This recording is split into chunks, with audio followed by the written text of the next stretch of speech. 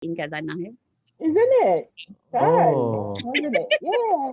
Yeah. okay. Ya. Those days, huh? Before. Alright. So, I think kita boleh start lah. Bismillahirrahmanirrahim. Okay. Kita ada 48 orang. 48 audiences have dialed in today. Assalamualaikum, salam sejahtera. Selamat datang. Welcome to Yayasan Sejahtera's IDEP. IDEP ni, siapa yang tak tahu, is International Day for Eradication of Poverty. Every year we celebrate IDEP or IDEP in October. So this year, Yayasan Sejahtera will have its big do of IDEP 2021 in October, and leading up to that is this series of webinars as a pre-conference lah, lebih kurang macam tu. So today punya series, we will discuss the role of education institution in community development, atau dalam bahasa Melayunya kita nak bincangkan peranan institut pendidikan dalam kerja-kerja pembangunan masyarakat. So pembangunan masyarakat ni sangat luas dan sangat lebar jalur dia. So kita explore satu persatu sebanyak mana yang kita mungkin hari ini ya. So before we go further, let me take you through the agenda today. We will have our opening remarks by CEO of Yayasan Sejahtera, Puan Sherry Shariza, Dato' Abdul Ghani, pada dalam 2-3 minit lagi. Lepas tu kita akan bersama Puan Alina Amir, co-founder of Arus Academy for her keynote session. Lepas tu kita akan terus ke panel discussion dan Q&A where Puan Shirin and Puan Alina will be joined by Ponchanas Al-Sadat, founder of LeapEd Services, Sdn Bhd, and Puan Raudah Nazran, founder of Accelerate Global. Which in my opinion, panel session today, the panel members is a great balance of age and wisdom, I would say. So, and then we would move on to kind of a round-up session. Puan Shirin will help us gather all the discussion today and kind of summarize it for us. And insyaAllah, we will close and wrap up by 12.50 or 12.50.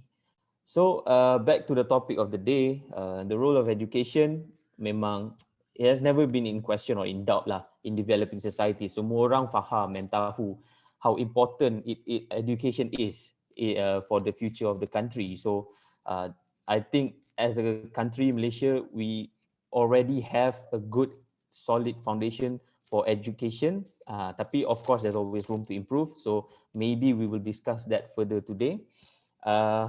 And education is important to sustain development for a better community, better country, better world, in fact, throughout time kan.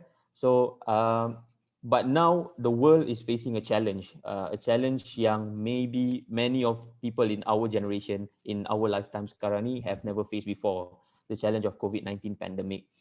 So in these tough times, perhaps we would like to explore whether or not the education system yang have been beneficial, have been very useful for us all this while, is still relevant in these challenging times, ataupun we need to have a relook and see where we can improve or what work we can do to to together improve the system lah, so to speak. So basically, yeah, that's it. This very session, it intends to explore these very issues because right now in these tough times, kita dapat perhatikan ramai antara anak-anak kita yang terpaksa menjalani, orang kata, have their lessons at home through PDPR.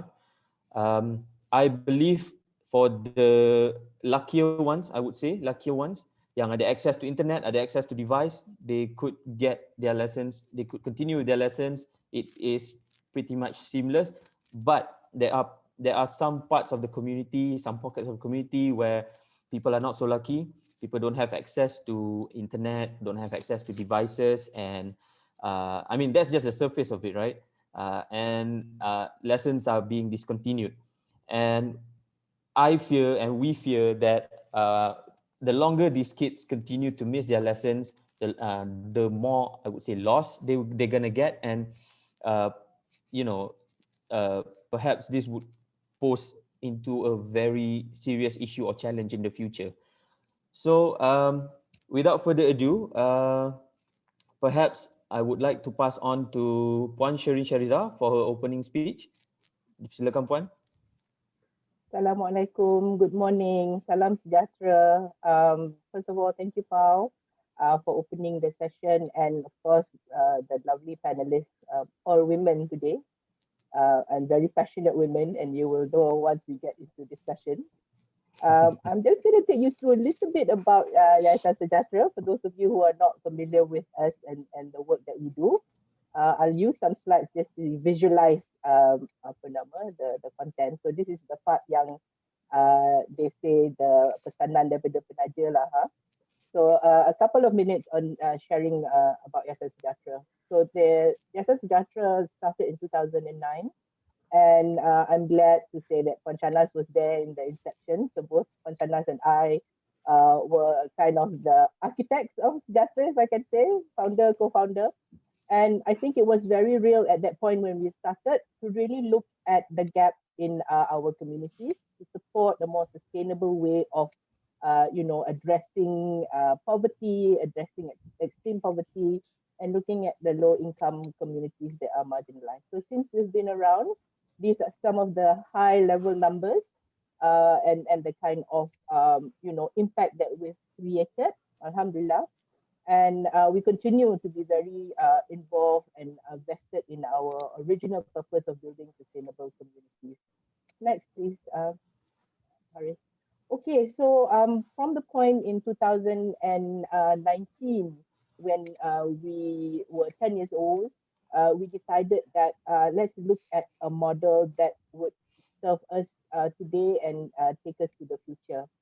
So we looked at various global models, and the graduation model is something that's not totally unique or new. A lot of countries have got something similar. A lot of social enterprises or even NGOs and foundations have created these kind of models. So this is what we created for Yayasan Sejahtera.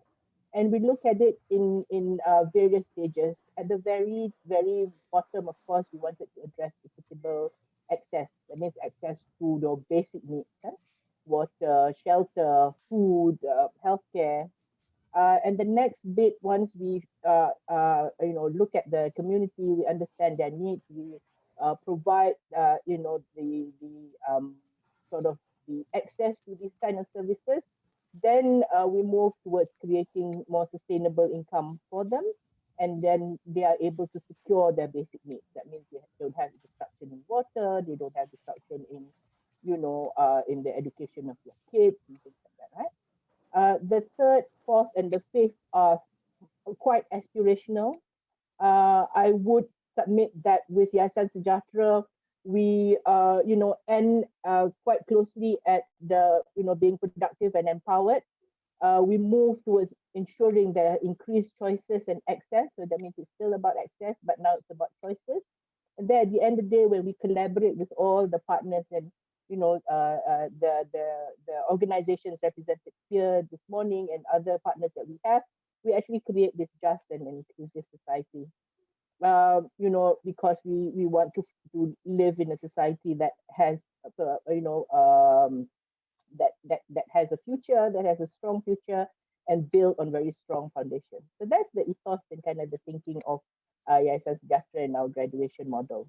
Of course, it's not a perfect step up all the way. There's a lot of things that happens in between. We go back and then, we build something and then suddenly we go back to the blue zone. Alamak, the equitable, the access is a problem. Start balik, right? So that's what community building is all about. But I think having a roadmap or a model or an understanding of where we want to go helps us in making our decisions and also helps us in communicating what we want to do with our donors and our partners. And of course, the community that we work with, which is central to what we do. Next, please. So a little bit about what we've done since. Some of the funding that has been deployed and the different activities that we have been involved in. This one is a snapshot. So there's a lot more work that happens on the ground, but this is some high level data to show you what we've been working on. in the different sort of pathways that we create for our community. Next, please. Very quickly. Right now, we are in the Kembali Sejahtera campaign, so that's very much related to the pandemic that we are experiencing today. Alhamdulillah, we are going to start a collaboration with Mercy Malaysia, and that will help us scale our impact beyond just giving the immediate needs. It's also looking at community building, building resilient communities together with some of the larger partners that's out there. So our model, and I think Shanas will also echo, is very much collaborative. We can't do it all alone. We have a model that guides us, but really in every step of the way, there's so many partners and so many people who help us along the way, who we learn from, and whom we sort of touch in terms of the kind of things that we hope we do, inshallah, in the best possible way. Next, please. Access Ed, we spoke about that. So we went into this as well because the community yang kita work with sangat terkesan. They didn't have the peranti, tak ada access and all that. So we mobilized and we had corporate donors who came on board to actually help us to do this, and we provide the devices as well as the connectivity.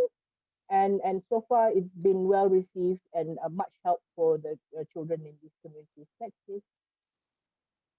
These are the live campaigns that I said. Please check our website, and you'll find more information there. Thank you. Next, please, Arus. And of course, the IDEP and what Pao has said earlier, kan? So this year we became very ambitious. I think because we were locked down and didn't have much to do, or didn't have much to sort of mobilize our people. We said, guys, we still got to continue the engagement, right? So we said, okay, let's start early. IDEP typically is like Pao says, is in October. It's a one-day event. We've always had it one day. This time around, we say, okay, pre-webinars, let's engage with different stakeholders, let's learn from them, and then sort of work towards the main event in October. So 2 months ahead, and these are some of the things that we want to do. And the discussion that we have here will be summarized and tabled at the main conference. Inshallah, we are looking at inviting some of the key speakers you see there. And keep a lookout on our social media and our announcements of the ongoing events and programs. Thank you very much, everyone. Over to you, Pao. Thank you. All right, thank you, Pancharin, for your opening speech. Maybe to revisit and do a bit of promotion to the pre-conference webinars, I would like Haris to share one more time the scheduled pre-conference webinars that we already have. So today we're gonna talk about role of education institution in eradication of poverty and community development, and the next webinar will be on Saturday, 14th of August, where we will discover or explore the expansion of the humanitarian sector ecosystem. Maybe a little bit about this topic. I think the public punya perception of this humanitarian sector is like macam 90% NGO and 10% other parties. But for me, I think I would like to spread the awareness that it's not actually like that at all. So a lot of people can be part of the humanitarian sector, can do a lot of good when we work together. So we would have social enterprises. We could also have corporates participating in humanitarian sector ecosystem. So this topic in the next webinar would kind of explore that even further lah. So I hope semua orang, all of you here can register once the link is up for the next session. We will of course definitely announce and let you know further. All right, thank you, Haris. All right, so I think without further delay, kita nak jemput Puan Alina, or I just call her Alina lah, to present a keynote on Arus Academy. Dipersilakan, Alina. Thank you. Assalamualaikum and a very good morning, everybody. Thank you so much for having me today. It is an honor to be here and to be able to share the work that we do in Arus. So Arus is an education social enterprise where we serve students and teachers through our programs. And I'd like to start today by sharing with all of you one of our student programs that recently reached a very important teaching and learning milestone. Okay. So this video is a screen capture of a website created by 4 students after going through a program with us for about 3 months or so, where we took them into a learning journey to get them to explore what it means to achieve equality. Now, this particular journey takes them to explore history, sejarah, all the way back to the Greek civilization, the different kinds of government systems, how civilization grows, and that gets them to understand how geographical features of a location plays a role. Now, then they also got to discuss what it means to be a human and what humanity is all about by learning about the fact that you and I are composed of the same matter. And this is basic science understanding. And then putting all of that learning together into this advocacy website, where they're asking that all children deserve equal access to devices so that they don't fall behind in education. Now, in a single program, we were able to interconnect multiple different disciplines to then create a meaningful learning outcome. Now, why am I sharing with you this particular project? I'm sharing because this is actual evidence of how powerful education really is without having to wait for an official scroll to prove that you have learned and embodied something. And this particular project was conducted completely online during a pandemic with students who have not had any experience receiving any formal education other than the one given by the NGO that we work with, Buku Jalan Macau Kid, because these kids come from a community we call undocumented. Now, they have no formal documentation that would allow them into formal schooling, but has all the potential in the world. And creating an education that allows students to not only learn basic skills and knowledge through mainstream subjects like science, geography, history, and languages, but to also make sense of their current circumstances is an important element of education itself. Now, to me, this is what I believe true enlightenment is all about. When we are able to articulate our rights and advocate not just for ourselves, but also for others based on informed decisions. And this is the goal that we're working towards when we talk about education. Now, at Arus, our mission is simple. We would like to create, design, and deliver an education that is meaningful and relevant to the students that we reach out to. No matter who they are, undocumented, documented, in the city, rural, no matter who they are, an education that is meaningful and relevant to them. As educators, my team and I often ask, even before lesson planning, we always ask ourselves, is this lesson worthy of our students' time? Is this lesson worthy of their effort? Can they see themselves in this lesson? Are we teaching it because it's in the textbook or despite of? Now, the approach of education should be one of the things that is most adaptive to the current needs and challenges. Last year, when the pandemic hit us, the team and I took it as an opportunity to once again showcase how education can be immediately powerful. We designed a program called Voices of the COVID Generation. Now, in hindsight, I think we could have picked a better name. Now that I'm going through some reflection of what we've done in the last year or so, I hate to define this generation as a COVID generation or the lost generation, because they're more than that. They're resilient and resourceful, brave and creative, but lesson learned for me and the team. The program aimed to help students to make sense of the pandemic and the role that they get to play despite school closures, despite not being able to see their friends, and some even separated from family members. Now, it takes students to write down observation of what's happening around them, the emotional roller coaster that comes with being confined at home, understanding COVID-19 as a virus, understanding that it doesn't just affect our health, but also the way we communicate with each other, the need to have skills in verifying news and information. It changes the way we live, and most importantly, to understand that it affects us differently, the young, the old, the rich, the poor, the ones with homes and the ones without, whether you're Malaysian or not. It explores our voices of empathy, hope, leadership, innovation, and identity. And all of this learning is actually mapped to the actual learning objectives in our national syllabus. And we do this often to carry out the point that our curriculum is never the issue. It has always been in making the delivery relevant to our kids. It has always been making our curriculum contextualized to what's happening around them. And the program was conducted online with over 200 students from all over Malaysia. We also provided learning kits for alternative learning centers in rural Sabah, places where teachers opted for an offline kit. We then got teachers together and conducted workshops on how to carry out the lessons with their kids. Working with the teachers made all of the difference. We couldn't have done this without the teachers.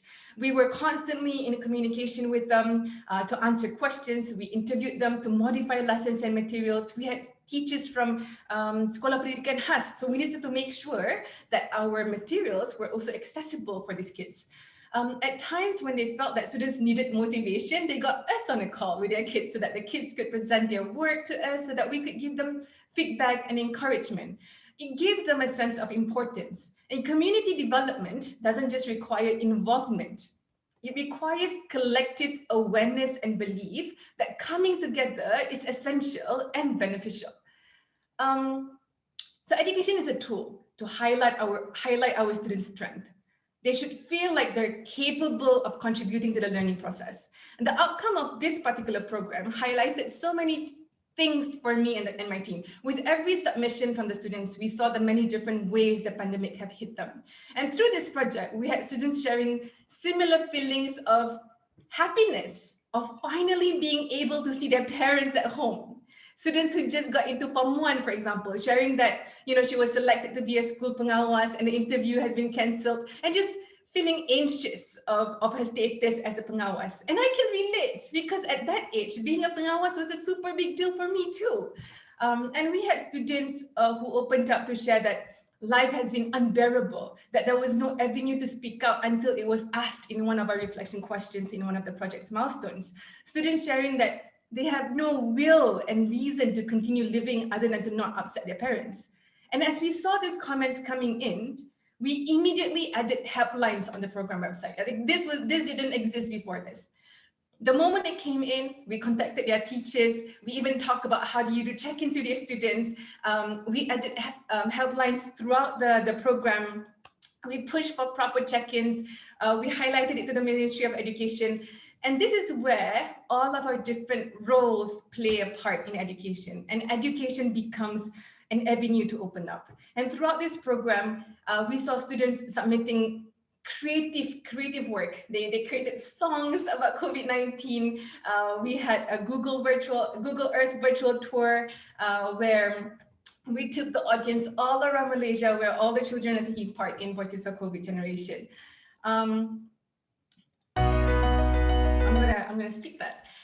With every lesson that we create, we make sure that it's a powerful one. We teach with a lot of sense of urgency and importance, literally like we're running out of time, with our students as a key to the problems we face. Now, for example, we've been hearing about Tasik Chini a lot in the past month or so, but we created the Tasik Chini project 3 years ago, mapped to Science Form 1, where they don't just get to explore the biodiversity of the place, but also the indigenous community that was affected, and also making the difficult decision of whether, after all that we've done to it, is Tasik Chini still deserving of keeping the UNESCO Biosphere Reserve status? And we put this on the children as they explore what Tasik Chini is all about, as they explore the biodiversity that has been affected by human activities. They get to decide, should UNESCO take away our reserve status or not? The same exploration of learning was done with every lesson, where students played the central, most important role, and the way to solve the given problem was to work together, not just with each other, but through observation of their surroundings, getting their parents involved and teachers involved. Every program is done with the objective to inspire. One of the programs that I love to reflect on is Guardians of the Children. And this program, we delivered it in a form of a board game to teach students about the current issues in the world and how it affects them as children. Again, they play the central role, the guardians of the children. They get to discuss and negotiate with one another because each of them is playing a different kind of guardian. And I'll show a snippet of the students' reflection here. Can we help the private because they had action? Okay, let's just say a raise of hands of like think that the game is very stressful. I give 2 hands. See, whoever that has already bought the land, do not rebuy the land, okay? Because the land is already taken. So we all have potential. We all can be future leaders. I hope all of you will show your potential more and then bring all you learn here to your school. Thank you. Not only at school, maybe you can share to your family. Okay, why? Because what we learn today is actually what are the world leaders right now facing. the challenges, the stress.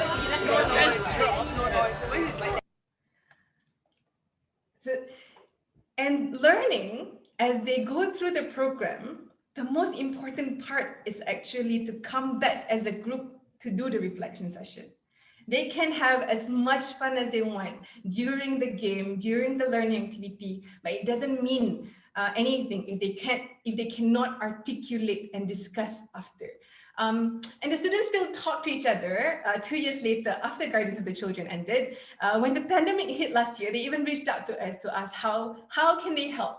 How, after all of the awareness that have been given to them, what role can they play in this pandemic?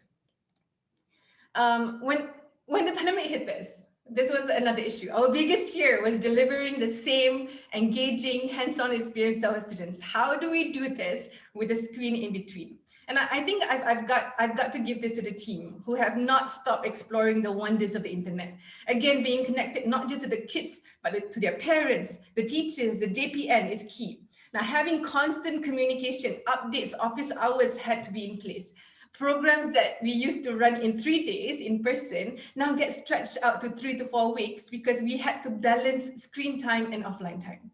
And role-playing and making sure the experience is immersive was an important element of our program design. The picture here on the screen is me and my team in our recent workshop playing agents of technology, receiving missions that needed the kids to help solve. We had like suspense music played, timers on. We were in character the whole time and had little to no problem getting the kids to interact with us. And these are kids that we've never met before this workshop. When we interviewed the kids at the end, they were so excited to share. They have never experienced anything like it with their remote classes. No one have ever role played for them. And to us, whatever approach that will help them make sense of the lesson is an approach worth taking. With every online program, teachers, our MOE officers, partners are invited to join in. Oftentimes, they have their own role to play too, either as advisors, as mentors, and these days you cannot have enough of tech support on standby. So everybody has a role. With Arus, it started off with the frustrations my co-founders and I felt teaching in schools. I taught for 4 years in a public school, and I could feel my energy drain on things that I could not get myself to believe in. I simply wouldn't have survived in the system, but couldn't get myself to give up either, and thought I probably could do better alongside the system instead of being fully within it. And when we started Arus, our students were the co-founders too. They helped us build our first classroom. The first batch of students are currently in university at the moment. They even come back to intern with us to teach the students in programs we created for them. In fact, one particular program called the Girls Maker Academy is now completely run by our alumni, and the teachers at Arus are just there mentoring them. Pursuing knowledge, to me, after about 7-8 years in education now, whenever I think about pursuing knowledge, it's actually like an active act of prayer. And with every prayer, with every lesson, where we're looking for answers that could help improve our lives and the people around us. So imagine if this was the shared purpose of education.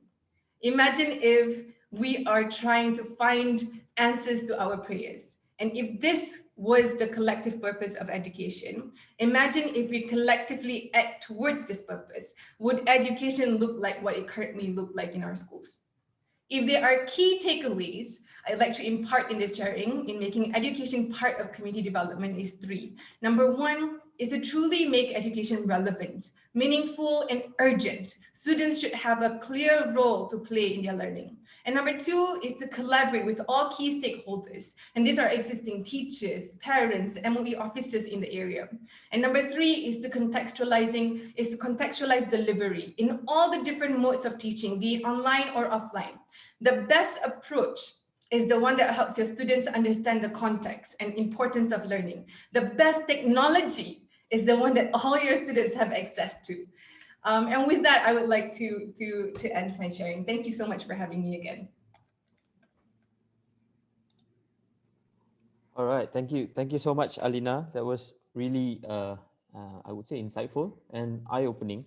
I was attracted to one of a couple of points that you made tadi, that this COVID generation, well, I'm gonna use that anyway. COVID generation, they're resilient and resourceful, and I think that's true. I think that's true because none of us have ever faced. I mean, even myself as parents, I've never faced this when I was a child, right? This kind of tough times, this pandemic, we're stuck at home and all that.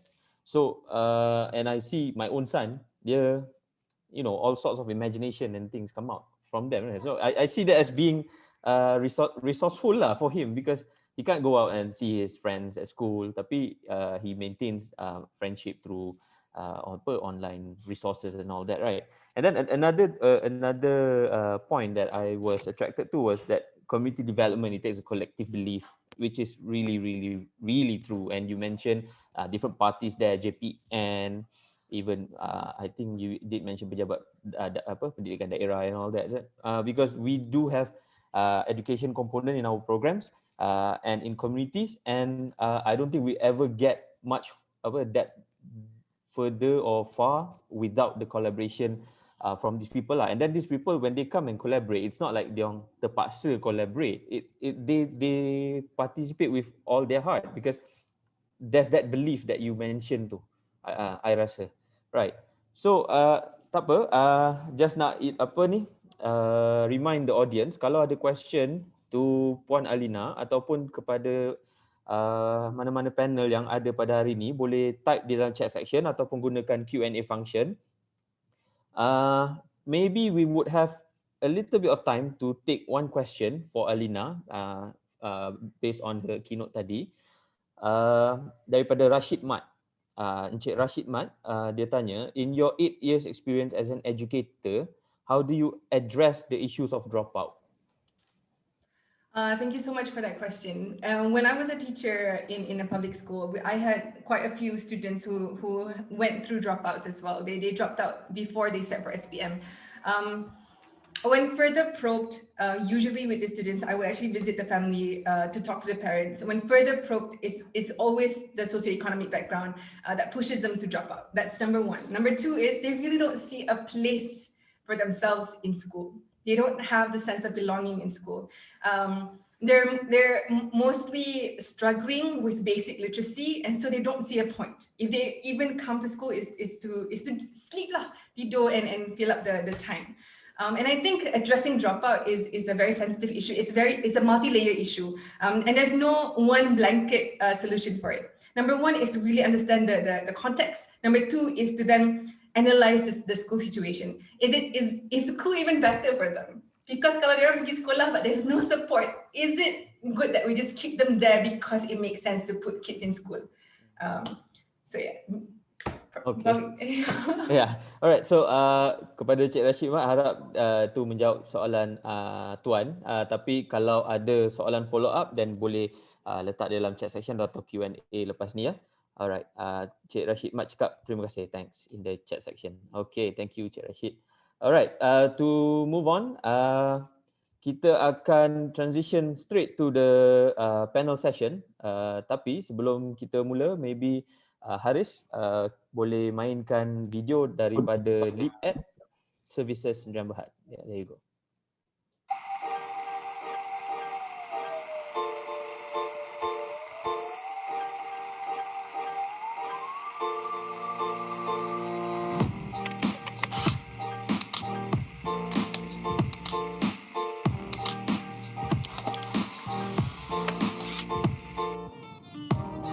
At the end of the day, our motto in IDEP is every child deserves a great future.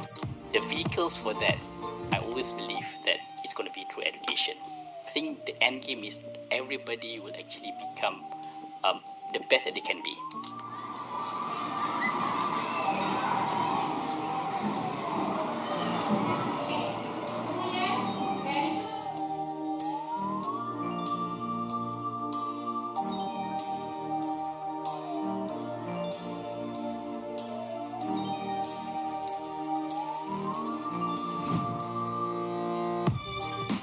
Banyak perubahan yang sangat ketara dilihat kita, iaitu dari segi pembangunannya, dari segi PDP cikgu dan cikgu-cikgu kita, dari segi murid kita yang confident.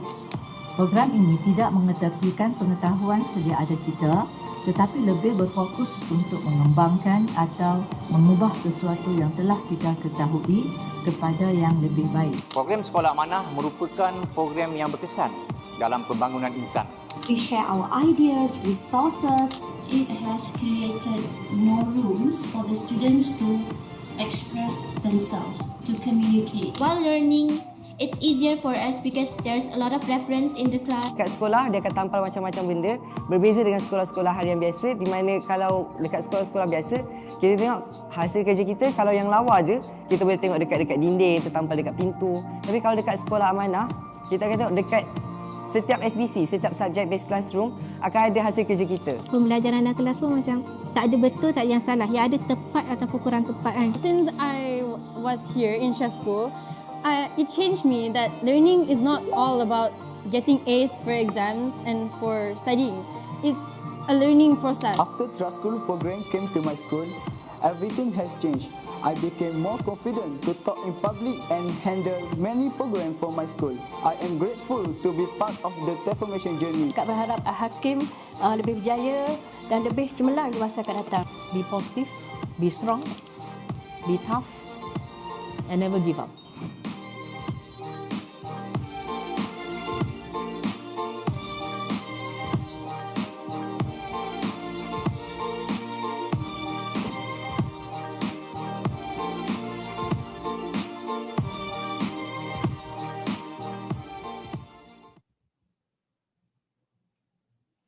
Alright, tu sedikit sebanyak video I think gave us a lot of information and testimonial pasal LIPAD services. Tapi I think it's best to hear it from the women herself. Introducing to you Ponchanas Al-Sadat, co-founder and chairperson of LIPAD services. Selamat datang. Assalamualaikum, Shanas. Waalaikumsalam and thank you, Pau. Yep, no worries. Maybe before we go to the questions that I have for you with regards to the video and then with regards to your work, perhaps it'd be good if you could introduce a little bit about yourself. Okay. I not to say. So my name is Shahnas. I have been a social entrepreneur, I think, for at least a decade now, 10 years. Prior to that, for about more than 20 years, I was working actually more in corporates.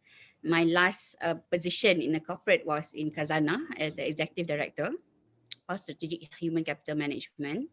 That includes me doing all sorts of these things, from the education to the talent space. But when I left actually in 2011 was because thinking about community development, actually thinking about how do we get implementation much closer to the ground. In relation to closing the gaps, whether it's the inequities, whether it's economic, social, environment, and so on. So that was 10 years ago that I made that decision, kind of. But in the past 5-6 years, I've been concentrating a little bit on the education transformation. And just like Alina was saying that she gave up with the system and she went to do it alongside, I continued to be crazy and wanted to change from within. And so if you saw just now, LIPAD is a social enterprise started by Khazanah, but today we are actually owned by 4 social entrepreneurs. We really just want to do the crazy, which is trying to influence to get 6,000 teachers like Alina as a start to influence the other 400,000, right? And also to transform the institutions, which is the schools. We believe school is the unit of change. So the school need to institutionally be transformed sustainably. So Trust School program, for example, has been around for 10 years. It's a public-private partnership between Kementerian, Yayasan Amir and LIPAD. There are 94 schools now all around Malaysia. The idea is to demonstrate that you can use the same building, same curriculum, same teachers, but actually show different outcomes in the students. And almost all states I think we have, and it covers quite a variety of community. And it rises from, like Papa in Sabah to Jeli in Kelantan, Manjong in Perak, And the type of schools also cover various. So sekolah orang asli, Tamil, Cina, Islamic, religious, big school, small school, rural, semi-urban, urban. I think we have it all in there. To just as a demonstration to the system. Of course, now after 10 years, the system, MOE as the main owner of the system, is picking up these elements and looking at how to replicate to the 10,000 schools, to be honest. But, you know, I empathize with them. They got hit by the pandemic too. So pandemic became an emergency operations a little bit and all that. So, you know, but they were really working out on how to get this to the 10,000 schools. But what I want to talk specifically is actually about the methodology when we actually work with these schools. We really build the capabilities of the school leaders, the teachers. And it's not about the pedagogical skills, very important to be, you know, and in fact, they will have access to experts like the Alina and team, the Teach for Malaysia, all that. We have many of that. But I think the main thing with the schools is about changing their mindsets. And part of changing their mindsets is what is their role in the community that they actually operate in, right? So mindset and changing their culture as a whole. I just, this why I story tell a bit like 10 years ago when I first stepped into a public school in Malaysia, I think my biggest surprise was not that the quality of the classroom or the quality of engagement of students were poor. I kind of expected it, but the quality of teamwork by teachers, I think I did not expect. It was really a low quality. And when you think about coming from corporates, you expect your students to come and your talent to come and work immediately, to work in a team, collaborative and all that. That was one of the requirements, right? And then you go to school, and then who are they going to learn it from? Right? If not their teachers. So one of the things, the change of the culture, but I must say this is 10 years ago, please, you know, there was a prevailing culture then. I think things have evolved since then, you know, and I humbly will say we probably take some credit of changing that culture. But, you know, but these are really the things that today, you know, is critical. To ensure that actually, but one thing is about sustainability. So for us, the intervention that we do used to be 5 years. Now it's only 3 years, so we've improved it. But after 3 years, the idea is that the school continue the journey, and this through our impact study, there's actually data to show that they continue the journey. And one of the biggest element I think around sustainability is community. As Alina said, not just the involvement, but the community collectiveness, right? Of, you know, looking at, so in trust schools, I mean, community participates even in the planning of the school, in the execution and the monitoring. I mean, for them to reach this level of standard, we call it level 4, standard 2, that must be there. But in doing that, actually, there's that collective shared vision, looking at and building that capabilities and capacity. So, and when students actually, so lessons, as I said, curriculum memang bagus, but actually how do you deliver? So make it authentic, right? So if you look at community problems, your own community problems and issues, then you actually really integrated into the community. So schools play that role. So community play a role in schools quality, schools quality then play a role in the community development. I mean, that's how we've been interrelating.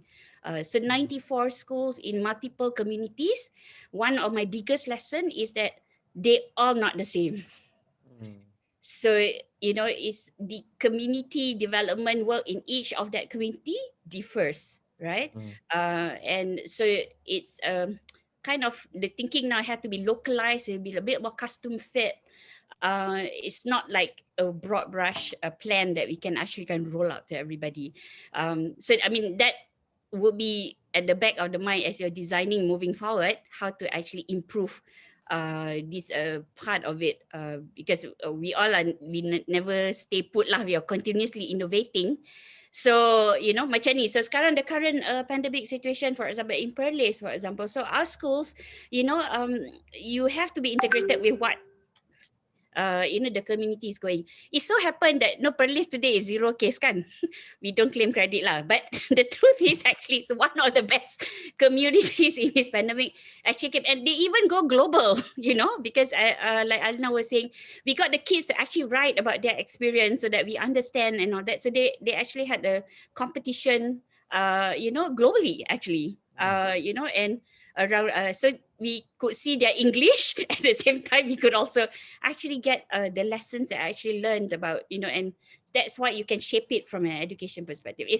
So community in schools can't be separated, but it need to be customized, so to speak, locally fit. I see. Perhaps we take the last bit of your opinion there. Communities and community development and schools cannot be separated, tapi it has to be contextualized and it has to be custom fit to any particular community that we work in, right? So maybe I'd like to turn to Rauda. Do you share the same view in your work? Yes, definitely, Pao. Thank you so much. I do. I actually resonate with everything that Shahnas mentioned. In fact, just to jump a little bit, when she mentioned that, when she went to the local schools and she was really surprised to see that the teamwork is very minimal, I agree. And I must say that there's still work in progress there, given the work that we do at Accelerate. So maybe what I can do is I can explain a little bit about the community work that we do, and then I can answer the question that you posed to me, because I think it makes more sense then. So I'm a social entrepreneur, just like Shahnas and Alina. I've been in the industry for about 5 years now. Started in the UK, but I came back after I graduated and continued my social entrepreneurship journey. I am the founder of Accelerate Global, and what we do is we upskill youths, especially the underprivileged and the marginalized, into becoming entrepreneurs of their own in the pursuit of tackling unemployment rate in the country. And so when I was listening to Shahnas and Alina earlier, I definitely resonated with both of them. I'm in agreement with both of them. Education has always been the role in terms of actually alleviating not just poverty, but also tackling unemployment and all the other economical issues and social issues that exist in the country and abroad.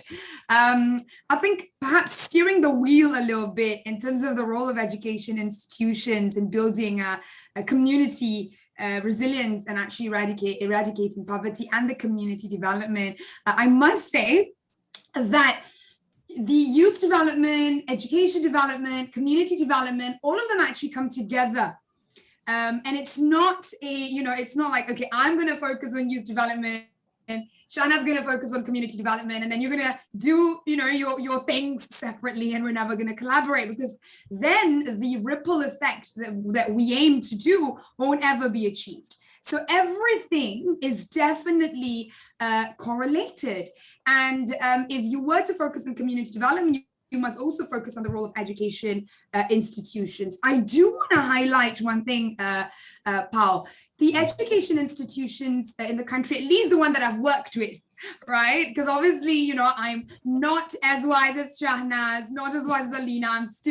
I just came back 2 years ago, okay? So I'm still an underdog, if you can call me that. So the education institutions that I've worked with till the very moment that Accelerate has worked with, all of them are very much progressive, and all of them actually champions community resilience and community development. So one of the education institutions that I do want to share is Jabatan Polytechnic and College Community Malaysia. So we worked very closely with them last year in pandemic.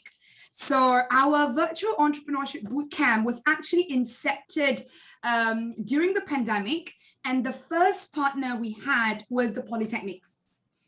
And they were so progressive, and they accepted the program with open arms because they're very sincere in actually developing their youths.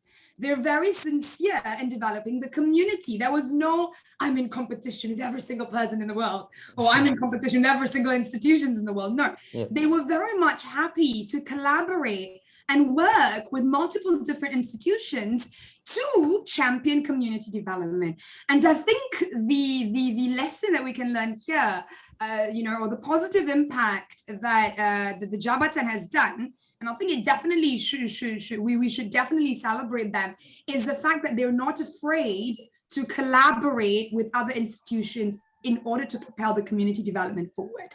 And they've done such an amazing job to the point that the program, not just with Accelerate, but all the other programs that they've championed in terms of helping community, up to actually building homes, because I was in meetings with them, and they speak a lot about the work that they do in actually building homes for the community.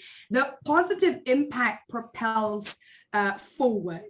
And so if you talk about education institutions, I believe people should look up to them because they're actually at the forefront for that. I guess it's just not commonly talked about, you know. I mean, in the society, when you talk about polytechnic, they don't really glorify polytechnic.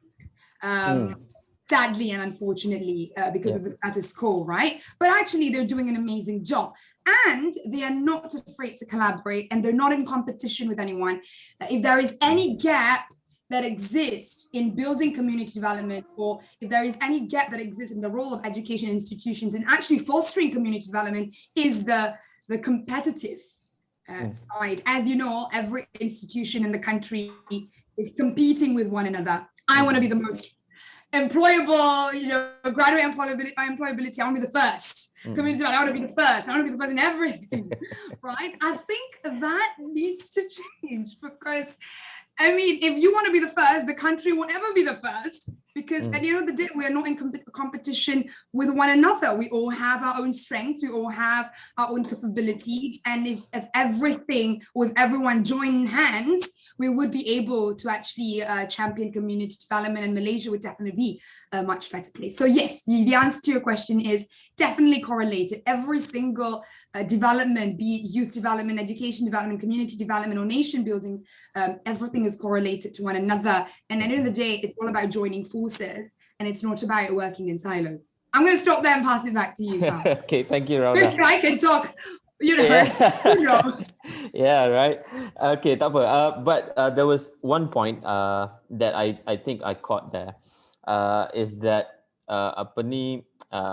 previously during Alina's punya keynote speech, she mentioned that curriculum is not the issue, delivery is the issue, right? And then you went on, Rauda, you went on and spoke about how brilliant Polytechnic is, and I agree. I totally agree. I've worked a lot with Polytechnic in the past as well. I think they are focused on developing skills more than knowledge for their students is absolutely on point in this day and age, because they're actually producing people or talent who can actually do things, right? You can actually do stuff. So, but even so, even saying so, we continue to see some sort of a gap in talent, especially in graduates, where when they enter the when they enter the workforce, right? There seems to be a gap between what they learn in the institutions and what they can actually put to practice in the working world. So to talk about talent, perhaps I'd like to turn to Ponchanas, who's also a former CEO of Talent Corp, and now is my boss in Yayasan Sejahtera, and also running her own gig economy platform called GigX Global. I think she has a lot of experience when it comes to talent, and perhaps her insight on why is there still a gap, even so some people are doing a good job at producing talent. Maybe Ponchanas, you could take us into this area. Yeah. Thanks, Paul. Yeah. I do wear multiple hats, so like most of the other women in the panel, I think we have so many personalities. Sometimes we have to catch up with our own personalities. But yeah, skills are important. When we look at the different sort of segment of talent that's available in the country, or rather produced in the country, right? I think where we kind of miss the point is that we don't spend enough time in developing essential skills. I don't want to use soft skills, it's essential skills. So, of course, it's important that you build their academic capabilities, you build the skills, but the essential skills is something that, by and large, a lot of our industries say we've not done well enough. So how do the, the education institution, look at that as core to what they teach, core also to the communities around them. It's not just about the education institution. When you talk about education, it's about the school, about the community, like what Shahnas has said, and everybody needs to play a role. So the emphasis should be on, you know, developing those essential skills. If you look at global reports, you know, a lot have been said about, you know, the 10 skills of the future. And, you know, World Economic Forum always every year sort of, you know, does this prediction, what are the 10 skills. It's consistently the ones that, you know, the panelists have said, your problem solving skills, your, you know, how do you resolve issues, how do you look at new ways of addressing issues, those kind of thinking skills is still somewhere that we need to work on. But here's the thing, the interesting thing about 2025 in your prediction, because we are in pandemic and all that, one category of skills have come out as self-management. So that's the resilience bit, right? How do you manage? How do you cope with disappointment? How do you cope with anxiety? How do you cope with your relationship with each other, your peers, your family, and all that? And the other bit is working with people.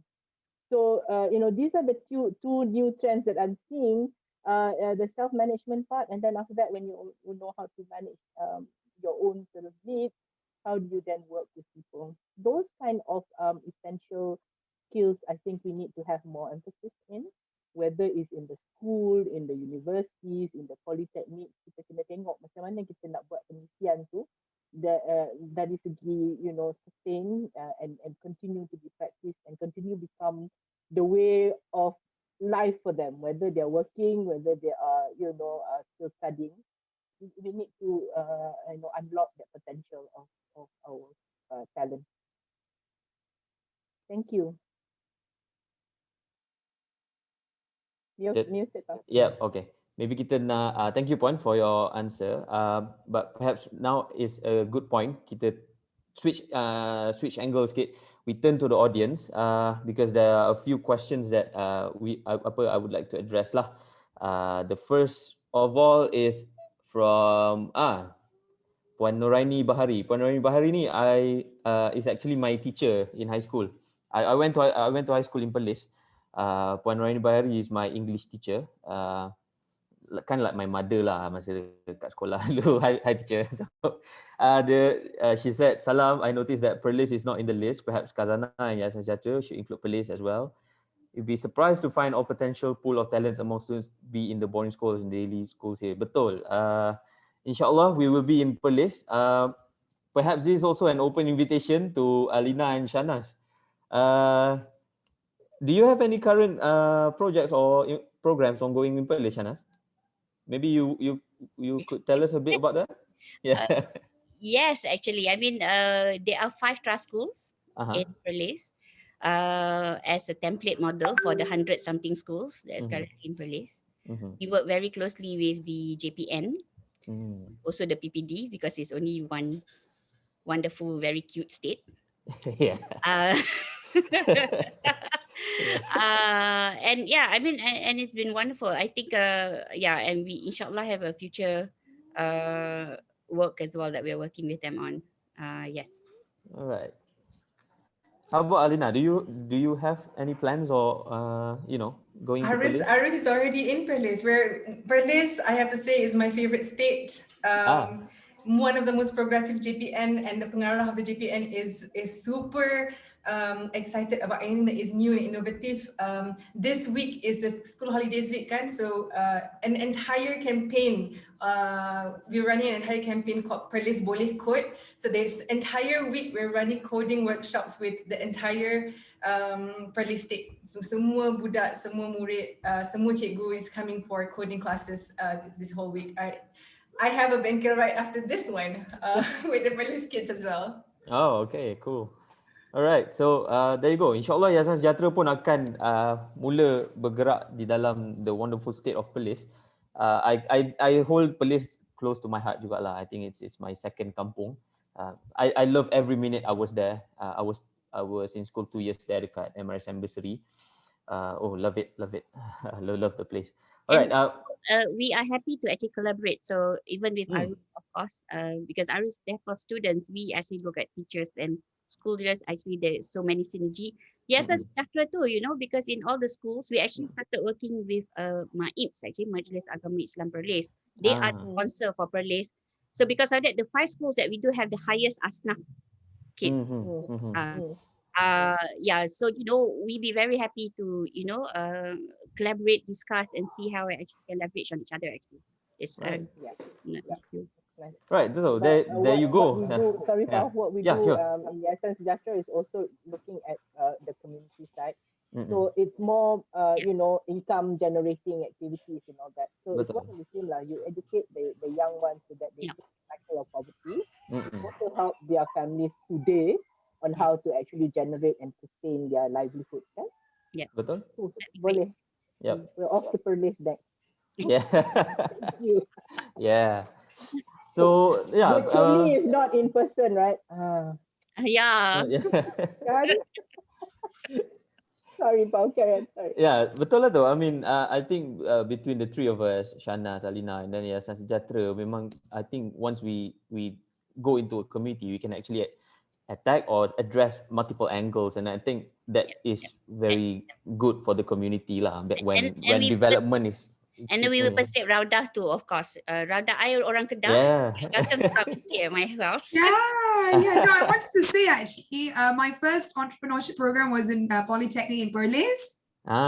Yeah, so I actually started in Perlis 2019. Yep. And then in fact, one of the students that I worked with now owns a business. And he's been generating income even during the pandemic. He sells milkshakes in Perlis, and then he brought it to Sungai Petani Kedah as well. So definitely it's full of talented students. I remember because that was the first polytechnic I went to when I came back from the UK. Nice. Wow, nice. Right. Okay, so kita nak move on to one more question from the audience. Hi, this is from Sarah Shakila. All right. So hi, I'm Sarah, lecturer from Education University, UPSI, University Pendidikan Sultan Idris. And I'm also a practitioner in community development, CD, with background of since 2008. So what I can say here, when we look at education in poverty, the level is about powerless among community. Beside that, there is level of type of community, which is children, youth, even adult that need for education in different ways as pedagogy and andragogy would help. I see. Okay. There is some critical exploration detailing for community and poverty before we plan or design the education teams. We need the information as to sustain and more valuable among community itself. So I think this question berkisar tentang the type of pedagogical and andragogical technical term. I'm not so sure what it means, but I've heard it before. Maybe to answer this question, I would turn to Shahnas. Boleh ke Shahnas? Next time I have to set a policy. Easy questions to me, tough questions to Alina.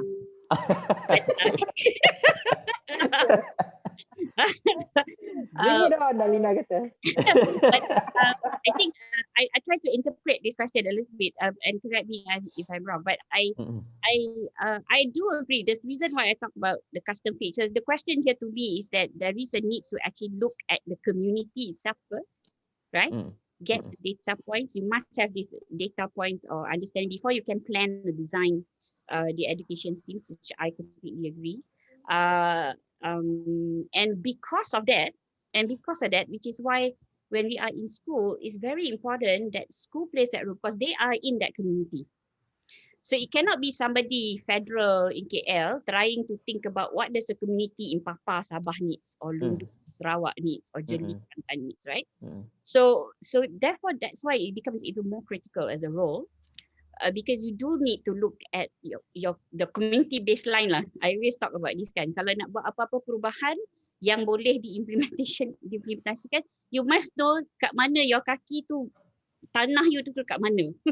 Yeah, kat mana nak berpijak. Yeah, berpijak tu. Then you know you boleh jump how high.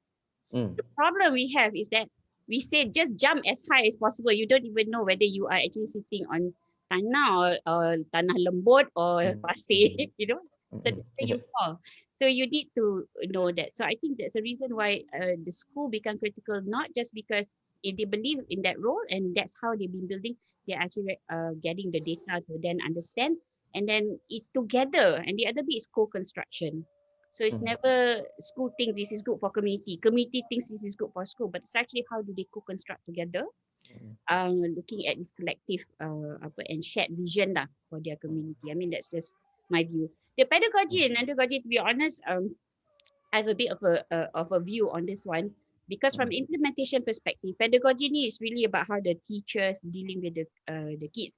Andragogy is how, for example, my LeapEd advisors working with the teachers, because we cannot use pedagogy with teachers, they are adults, right? But how do they actually deliver to the kids is pedagogy.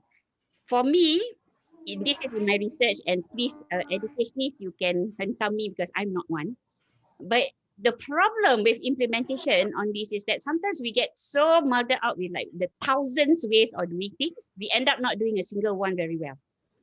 So in trust school, after a lot of research, we actually saw that there are 7 pedagogical pillars that is a must. Any single teacher, any school leader must know.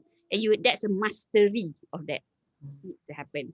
And that's based on research, so that is, you know, specific capacity building, and that can be used with any contact point with the student, bukan dalam classroom saja, any contact point. Yes, and so that is just to implementation wise, it can be done therefore, right? Now this is general enough to cover any kind of situation. Now of course, added on that, you can learn more, tak ada masalah. You must maintain a certain level of mastery for this. I mean, that one longer technical story, that one I have to do technical conference. But just to say, that's my position, or that's our position, our theory of change. I see. Maybe Alina can add. Yeah, I was just about to. Yeah, Alina, if you have anything to add. Sure. If I may add to this comment, I think one of the skills that is lacking when we train our teachers is the analysis of the community around them.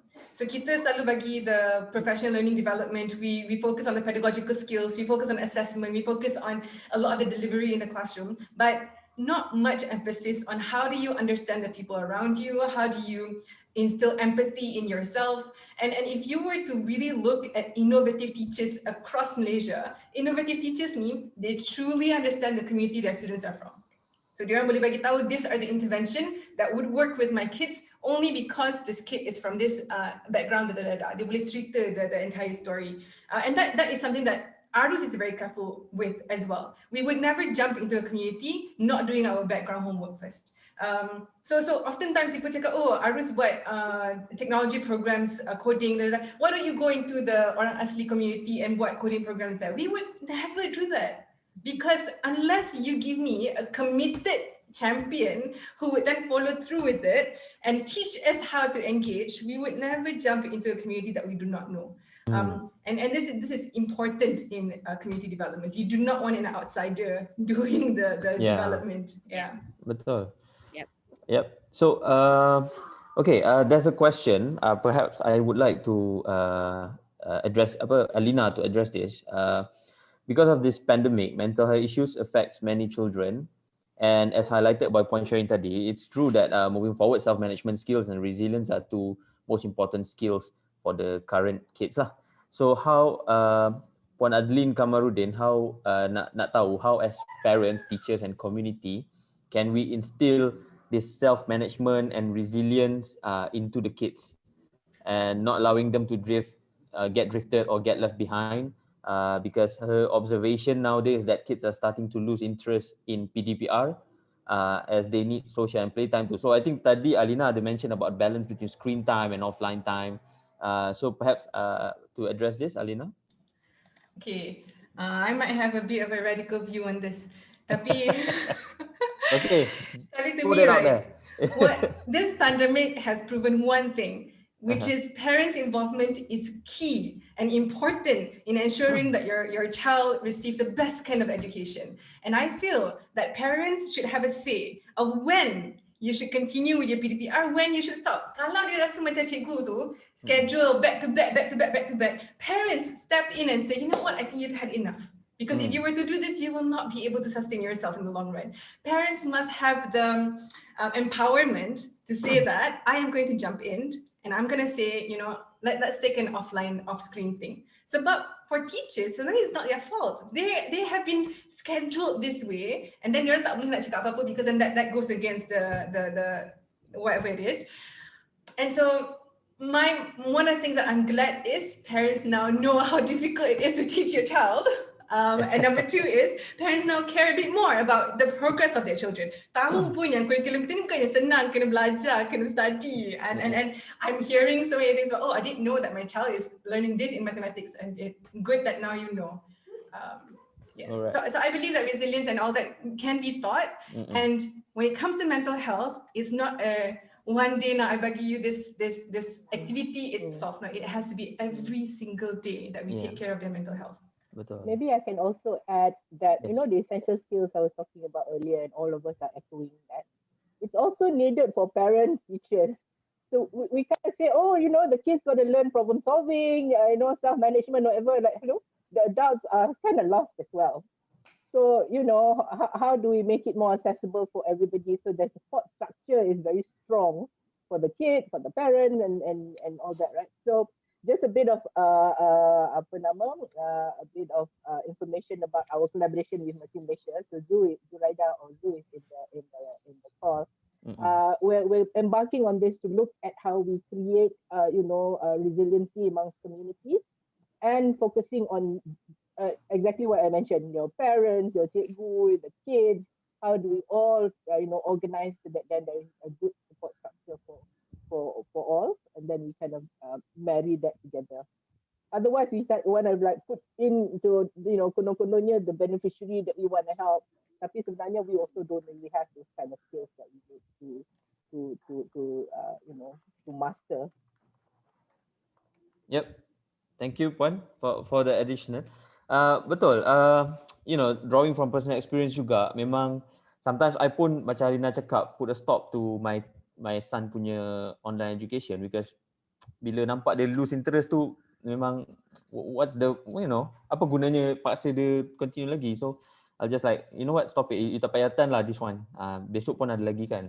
So that gives them a break, and then it keeps them fresh for the next day punya lesson, and so on and so forth.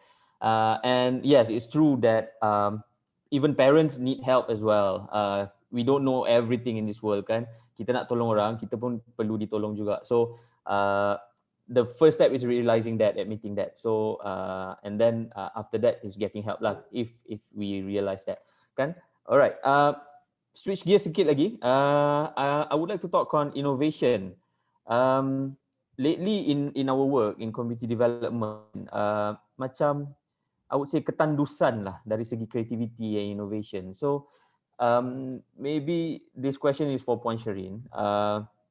What do you think that the education system has got something to do with this ketandusan of creativity and innovation in community development? What is your take on this? I thought the hard questions were supposed to go to Shahnas and Alina. Sorry, no, Alina saja. Alina saja. No, Rauda. Okay. After you give your point, then I'll turn to Rauda for this. Yeah. Innovation and creativity. Wow, that's a big topic. Sometimes we think that we're born with this, right? But really, science also shows that young people at a very early age has got the maximum power to absorb everything around them. Obviously, you know that, and then use that in their in their youth, in their adult life, to really unlock their creativity. So I go back to the fact that we also need to look at preschool education. How do we look at developing those innate qualities that we already have, and really 100% look at the potential on unlocking that. Sebab bila you move to certain age group, your innovation, creativity and all that becomes not as natural. But if you instill it in very young kids, 4-year-olds, 3-year-olds, there's research there to say that you instill that, then it becomes something very natural for them as they progress in their lives, right? So for us young, maybe didn't quite get exposed to that. So we read, we learn from each other and all that. The continuous learning is one thing that actually helps you to innovate and create and look at problems and see how do I solve those kind of problems. Right? The continuous learning too will help, the rest of us that didn't go through a childhood that really, supports that natural abilities that we have, that we're born with sebenarnya. All right. So I can add something to that, actually. Betul. Yeah, and just because it actually happened to me 2 days ago. So one of our students texted me quite late at night, actually, it's about 9-10 p.m.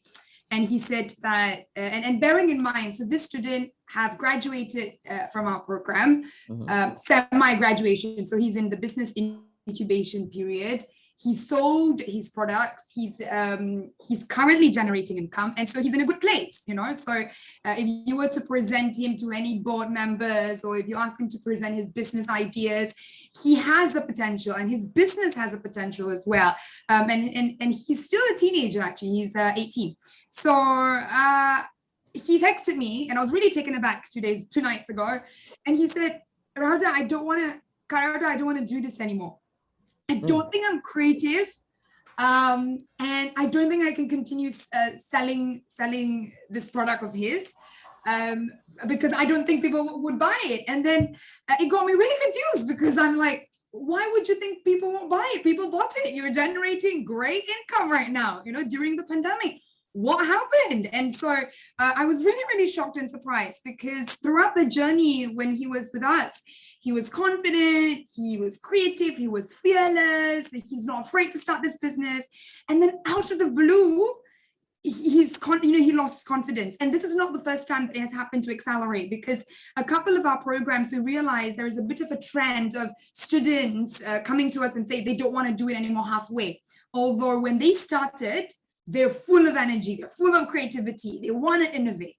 And when I dig deeper, I realized that it was because of his surroundings. People are telling him that he cannot do it. People are telling him that this was actually what happened. Kenapa you jual benda ni? Jual ni jadi usahawan ni untuk orang gagal tu. Pergilah kerja dekat office. That was exactly what was told to him. So when we talk about creativity and innovation, it is not about the youths lacking creativity. They are very creative. I've worked with extraordinary talents, extraordinary youths out there who are so creative. But what normally stops them is actually the community around, the surroundings around, who are basically telling them repeatedly they cannot do it. Selling this product untuk orang, yang tak berjaya. Selling this product adalah untuk orang tak pergi universiti. Orang tak pergi universiti ialah jual start business ni. Orang yang pergi universiti kerja essential, EY, PwC, and so on and so forth. Things like that. And so those kind of mindsets are actually stopping them from actually being creative. If we take that a little bit, if we take a couple of steps backwards, a lot of youths are really creative and they actually have entrepreneurial spirit already. In schools, we have Hari Canteen, right? Or Hari Sukan and all sorts, right? So pasukan merah jual orange juice, pasukan hijau jual kuih, and so on and so forth. But a lot of times the youths that I've worked with, they don't want to continue pursue that business because they don't see that as an avenue of generating income. They see that as just a one-off, and so their creativity stops there. People stop there.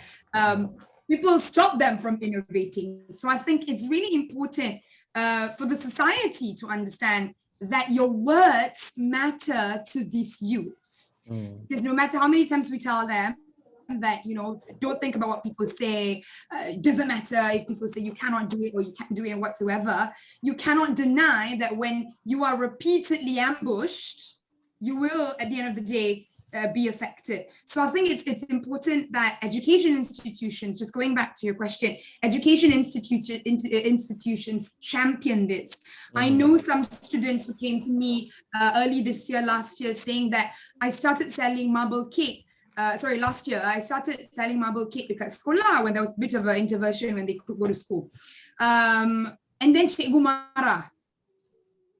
you know, but she wanted to do that. She was creative enough to generate income because she thinks that although she was 15, she has the capability to generate income and to help the family, you know. And obviously I'm not pointing fingers to the teachers. I'm saying that I think it's important for us all to reflect on whether we are encouraging or we are basically pulling them back from being creative and from being innovative. I think this is going to sound very controversial.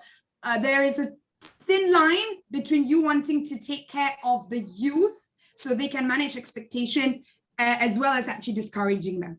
Because a lot of times the advice when people say, oh, it's very risky, you know, I'm just saying this out of love, you know, tak payahlah, you know, there's a really thin line between that, because youths can perceive it as, okay, you're not encouraging me, right? Then maybe I shouldn't do it. And then the circle goes, you guys are not innovative, you guys are not creative, you guys are not taking actions. But you just told me that I shouldn't do it. A lot of times it happens that way. And at Accelerate, we multiple times we've actually encountered this issue where the team, my team and I are actually thinking of actually hosting maybe like a mindset shift for the wider society, because right now our work is just amongst the youths.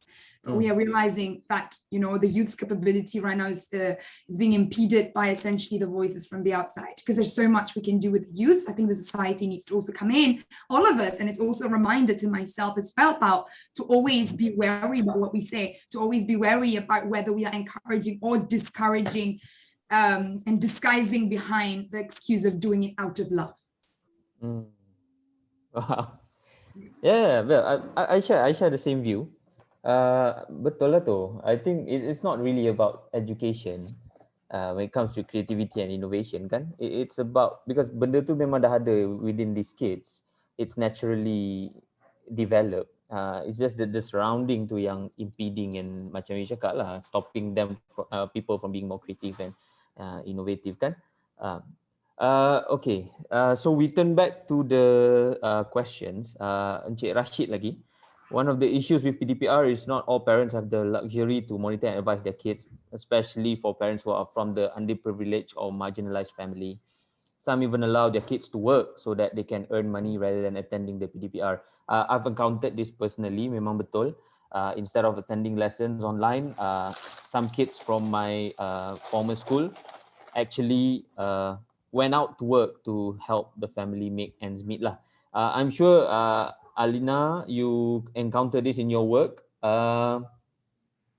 What is your thought on this? How do you kind of remedy this? Because I think it's a tough choice between ensuring there's food on the table, because some of these kids, the parents are macam not so able-bodied to work lah, and they have no choice to work to continue put food on the table for the family.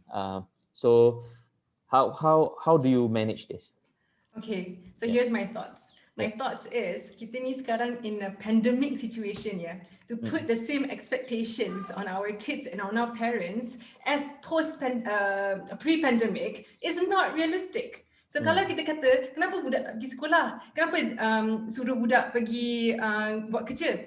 This is where I say we lack empathy, because some of the kids, some of the families are on survival mode. Bila on survival mode, do they really need to learn grammar today? Tak. They need to feed their children. And for schools and for education ministry, for teachers, for the public to understand that we are currently in a pandemic situation and to put the same expectations on everybody as pre-pandemic is unrealistic, and this is why people go crazy. Sebab tu kadang-kadang kalau cikgu cakap, oh, I've done everything, Alina, I've done everything, and my kids just don't want to come. And I'm like, as long as you've tried your best, it's okay. Let's move on. Let's move on. And here it comes. Tak ada salah siapa-siapa kecuali the people in power who are unable to provide for everybody. So kalau kita nak kata we want to give aid during the pandemic, the aid must be wholesome. The aid must be at every level of needs. I see. Shanas, your take on this?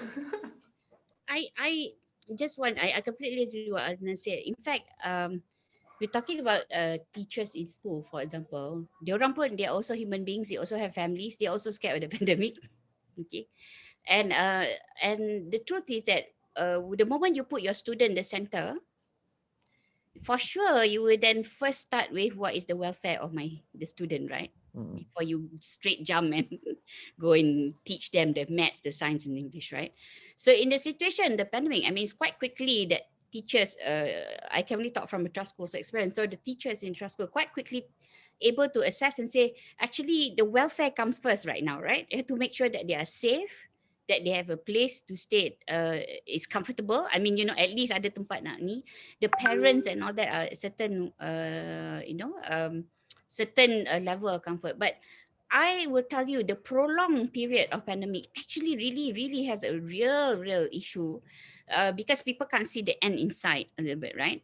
And so how do you tackle this? Because even the teacher's mental is also getting affected already to an extent, because you can see the issue but you can't really do much. So how are you actually going to solve that problem? So here, okay, I hope it doesn't sound facetious, but I'm like, actually better for that student to go and work, because just by working doesn't mean that they are not being educated.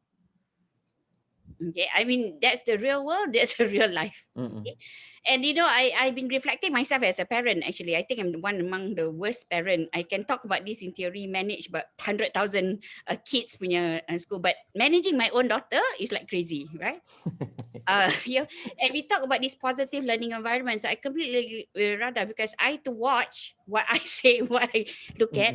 And I think one of the biggest failure of our culture is we don't accept mistakes, right? We don't allow them to make mistakes. So creativity, innovation get killed because they're scared to make mistakes. And we don't provide them a kind of a net for them to actually come back on. After they make a mistake, it's okay. So how do you come back on? So the creation of this positive learning environment is not just in school, but it's actually in the whole society. And how do we change our narrative? How do we change actually our language around this? That needs like to be a bigger culture change kind of thing.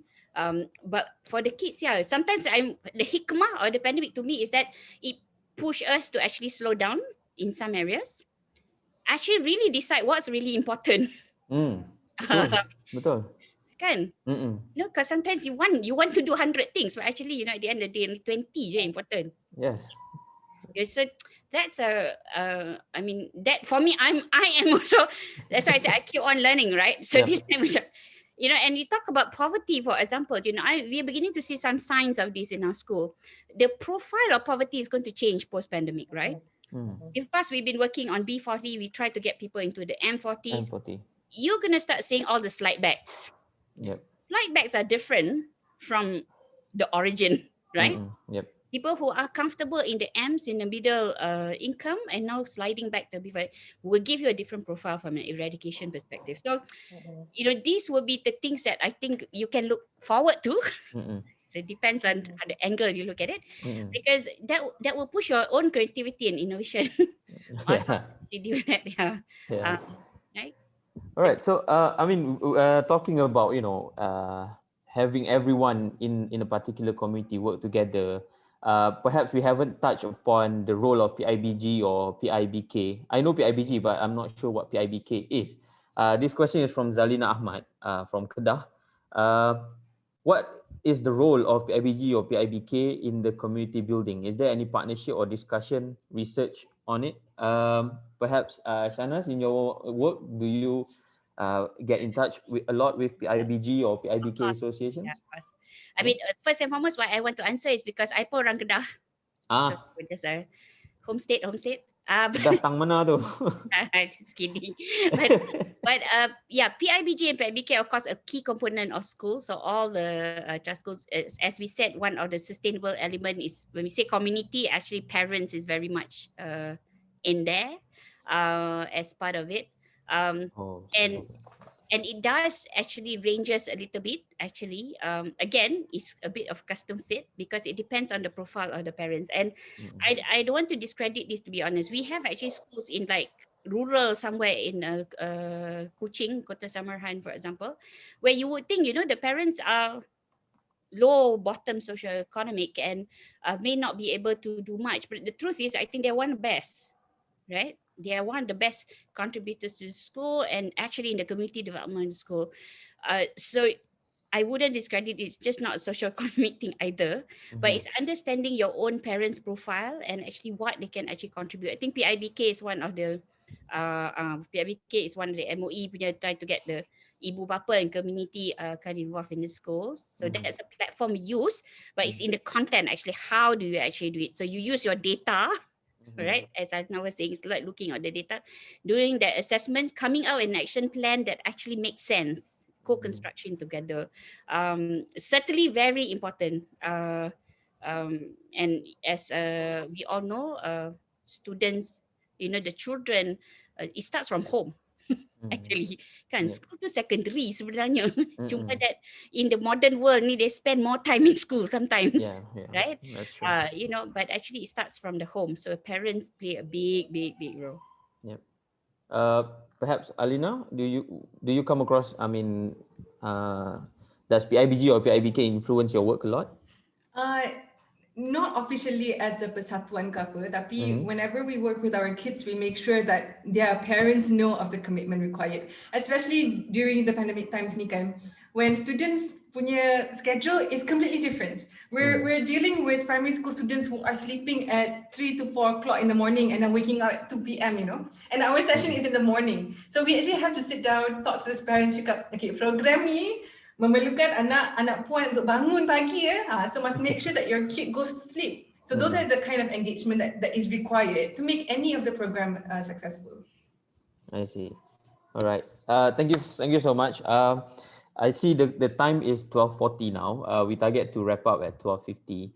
I think it has been a vibrant conversation, and it has developed organically throughout the session, because actually, to be honest, the set of questions that I have for each panel is completely different than the set of questions that I've been asking in this session, because I just can't ignore the questions from the audience because it's so burning, and how it is developed. I think it's quite good in a way.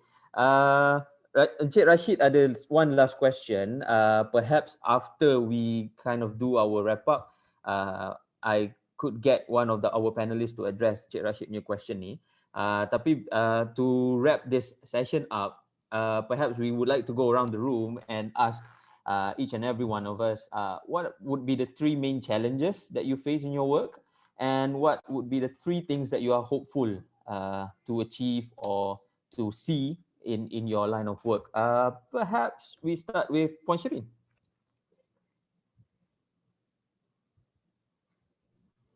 Sorry, my internet is failing me a bit. So is the audio okay tak? Yes, we can hear you. Yep. I thought I would end lah. Let our guest okay. start first. All right, Rauda lah. Maybe with Rauda. Yeah, Rauda. Three challenges there. That's a lot, actually.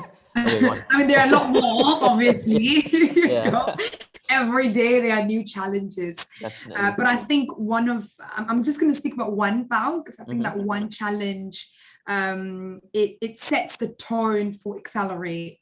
And that challenge is actually providing the most relevant entrepreneurship module based on the beneficiary group that we work with. So something about something that I've learned, and I believe Alina, Shahnaz, and Puan Shireen resonate with me on this. Something that I've learned about community development is that it is not a one-shoe-fits-all solution.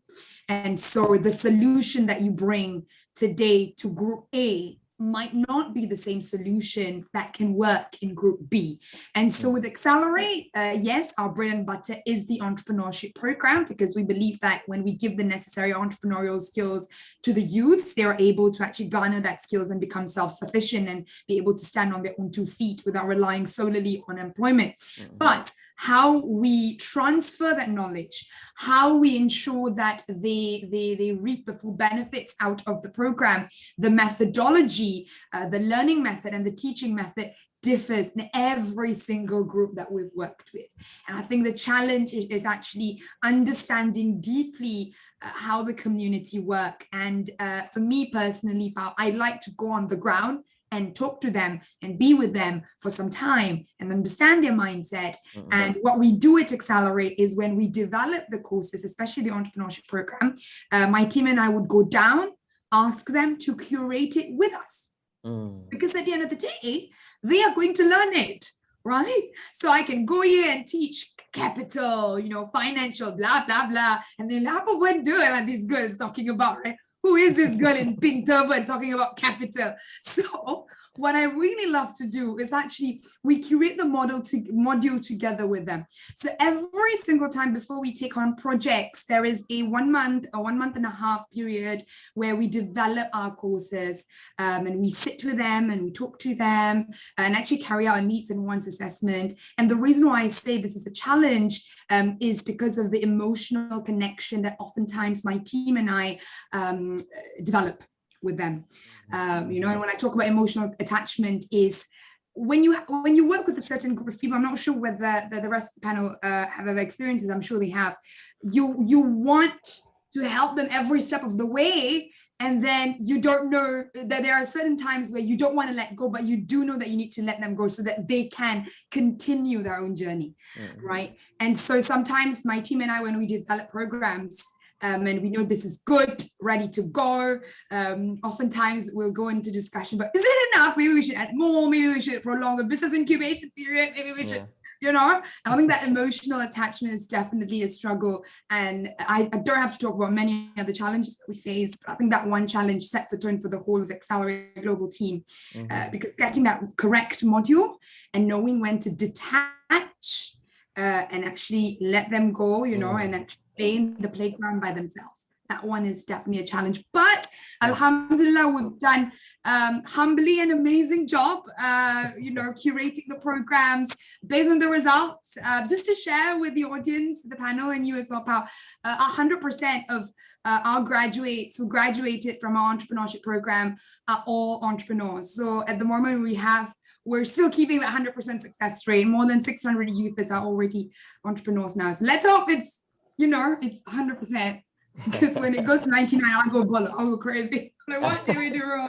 But yes, that's what I wanted to share. And I'm really hopeful because I've got a really amazing team behind me who are not tired to keep developing this module and to keep developing the courses. I'm also hopeful because whenever I see graduates graduating from our program, I know that the future is much better than it was before. All right. Yeah, I think I'm gonna end it. Okay. All right, good. Alhamdulillah, good to know. Same question, perhaps Shanas? What the biggest challenge that you face in your work and what you hope to see or achieve? In relation to community development, right? Because you asked definitely. me about the education transformation, I really got a problem now. But so, but yeah, I mean, the simple one sentence saja that how to get 10,000 schools to be like trust schools is my statement. But okay, but actually, in terms of community development, the challenges that I think I can see is that we have to push the model that we are looking for now to be bottom up, I feel. If it's going to be custom fit, then it needs to be bottom up. So if it's to be bottom up, capacity building, therefore, needs to be quite more democratized, right? Kind of spread out. I mean, in the past, like when we work in trust school, we really work with the Ministry of Education because then they become like a federal. If I think about the community development, maybe in the old days, I probably thinking about working with, say, Ministry of Women and Community Development to come up with a framework. But I'm wondering, actually, maybe in the next 10 years, maybe that's not the way to go. And some people suggested to me, Shana's less government better right now. So I'm looking at whether, the biggest challenge for me is that how do we then create these, there must still be a framework, because if I talk about, and I saw Glirada, it's not just about education establishment. So there is the social character of the community, there is the economic character of the community, there's the education institution, and not just schools, because schools per multiple types, and then you have college community, college, vocational, university. Malaysia is so blessed, actually. If you go to community, you get these institutions. You have MRSM, which is another line altogether. So you bring all this talent to this community, but they're not involved in the community development. It's kind of a bit of a lost opportunity, I think. And then there's political and government machinery, whoever it is needs to be part of it, because that is the role. And then Y, which is the youth, right? So it's called CP. That's my framework, right? SEEPY. Okay. So, okay, CP strategy. All But, right. right, so the youth character, the community also come to play. So the question is that, how do you then, and I think someone still need to play a leadership role. Right, and I think it might be different in an community, because depending on what community you're talking about, it could be any one of these. So it's not a fixed one. So yeah, so so how do we get this to get to scale in Malaysia? If we need to actually devolve it down to a bottom up, allow for some co-construction and kind of self-election, a little bit of convening, and then organizing the process or coming with a shared vision of the community. And then when I talk about community, I always think about the well-being of the community, right? So whether it's economy, environment, security, all that, and the resiliency, right? So how do you come up with an action plan, understanding everybody's strength and resources, right? And then how do you collectively monitor and improve over time? So how can we get that done organically from bottom up? That's would be my biggest challenge, thinking about next level of Malaysia lah. I mean, I think a better Malaysia is when Malaysia is actually driven by the people on the ground. I see. Right? Yeah. So that will be my challenge to you, Pao. You want to challenge me? I didn't challenge you. I asked you what your challenge was. Oh, sorry, I misunderstood your question. Or I sengaja misunderstand your question. All right, moving on to Alina. What would be your challenge and your ambition or hope to see in what you do? My biggest challenge since I started ialah being on the same page on paper, verbally, with the larger community. Macam okay, education ialah untuk membina model insan, like who would go against that? I am with it, you are with it, but the challenge is now, how do we get there, and how do we get there together, and always seeing us innovating in one place, and then the innovation gets undone because the existing culture and mindset does not allow it to grow, because the culture has been set for years, and it's very difficult to unpack something that is very big and very centralized. So that's a challenge, and the hope is to create enough exemplars, to create enough student leaders, to create enough community development around us as proof that the way we teach should change, the way we deliver education should change. Right. Okay. Thank you for that. Over to Ponchari to wrap up. Thank you. Yep. I think there's a common theme around the challenges that we have. It's how we bring everyone together, all the different stakeholders, with their different motivations, but find that common place that we all sort of rally around. And bottom up is always the best solution, because you are responding to something that's real. So that will be a challenge with Sejahtera, with myself. But I see a lot of co-conspirators around the room.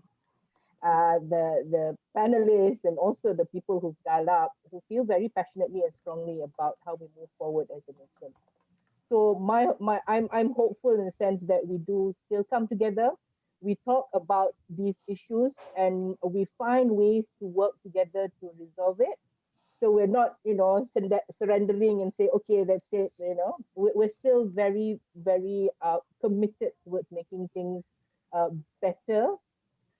My other inspiration is that the young people are being empowered and taking ownership of what they think is, important for themselves, for their community and their stakeholders. So we're building this generation of young people who will march forward and do what's right, inshallah. And and it is our duty to support and create the right kind of ecosystem for them to flourish. So that I'm hopeful for, as you can see with Alina and Rauda and all the young people that we work with, inshallah. Right. Inshallah, I think that's quite a nice way to wrap up and summarize what was discussed today. I think all of us share, like you said, that common concern, and it goes on to develop into a common theme when we speak about education in terms of community development, kan? So with that, it's already 12:55. I would like to thank all the panel members for meluangkan masa bersama kita, jawab soalan-soalan from the audience. I believe the audience had a very nice session with us. The discussion was vibrant, I would say, and as you can see for yourselves in the chat section, still ada correspondence lah. One from Cik Rashid, one issue with the B40 orang asli is the back end. The kids do not get sufficient support from the parents. Hence, it's very crucial to engage the parents as frequently as possible. Yeah, we discussed about that tadi. The kids need help, the parents need help as well. It's an almost equally important thing. Some of the parents that we have engaged before, they are educated, at least they have completed a primary education, but they still have a fixed mindset. Hence, they too need to go through a session of developing growth mindset amongst the parents. Completely true, Encik Rashid. I agree with you. The kids need help. Like I said, the parents also need help. Inshallah, if we have programs specifically for parents, we're going to announce it. We're going to definitely tell the world about it. And inshallah, the parents can join and benefit from it as well. Karen Ng from Yayasan Generasi Gemilang. YGG is also another NGO that works with youth. They work with us for our access education punya component. I think they're doing a great job. Basically agreeing to what has been discussed today, and with like-minded individuals and NGOs and the partnerships, Karen is assured that we are gaining the right Arus towards building, accelerating and leaping into building communities and individuals yang sejahtera.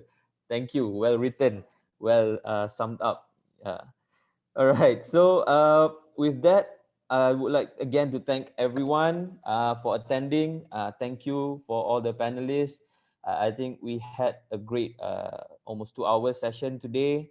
And Haris, could you share the poster for the next webinar?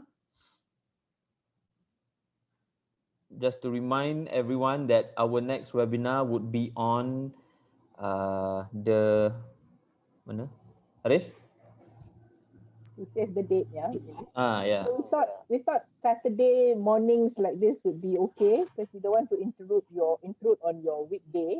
So I hope this is a format that everybody can sort of adjust to. And then those sort of time zones and the Saturday would be our pattern on when we roll out the webinar. Betul. Yeah. So I think based on today's session, we had the highest amount of viewers on both Facebook and live on Zoom as compared to the previous session. So I think it's kind of validated that Saturday morning, late morning is a good time to have this discourse. Just to remind everyone out there, our next webinar will be on Saturday, probably at the same time, 11 to 1, somewhere around there, on the 14th of August. And the topic that we'll be discussing will be expanding the humanitarian sector ecosystem. Hope to get everyone's involvement in that. Please register as soon as we put out the registration link for you. So with that, I would like to end the session. Assalamualaikum warahmatullahi wabarakatuh. Thank you, everyone. Thank you. Have a good weekend. Yep. Stay safe. You too. Mask up. Yeah.